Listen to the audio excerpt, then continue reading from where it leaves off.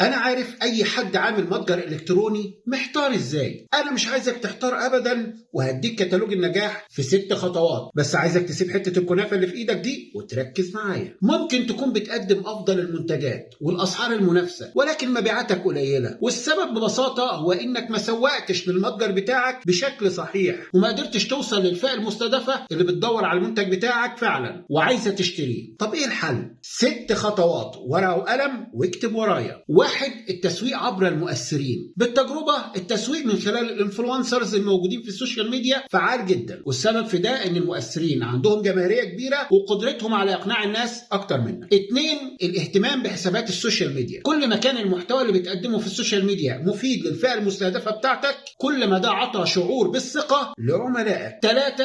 الاعلانات الرقمية. موضوع الاعلانات ده مهم جدا ليك. في بعض الحملات لازم تبقى شغالة طول الوقت بميزانية صغيرة، زي حملات المتابعة على المنصات اللي بتشتغل فيها كلها. ولو مش عارف تعمل الحملات دي لازم تروح لمتخصص علشان يفيدك اكتر. 4. تحسين محركات البحث. من اكتر الحاجات اللي دايما بركز عليها ان موقعك يكون متأرشف صح قدام محركات البحث، علشان دي حاجة مهمة جدا للناس اللي بتبحث عن المنتج بتاعك. 5. كتابة المحتوى الابداعي. انك تكتب وصف مميز للمنتج بتاعك مهم جدا، وده بيخلي العميل ياخد قرار الشراء او لا. وعايز نصيحتي، ادي العيش لخبازه. 6. الهوية التجارية والتصميم. انك تبني هوية صح ده بيسموه فن الاتصال البصري، وانك تقدم محتوى مرئي جذاب وجميل مهم جدا. واهم من كل ده انه يبقى مناسب ليك ولجمهورك. ولاي استشارة في الخطوات دي طرق التواصل معايا موجودة في كل حتة. مستنيك.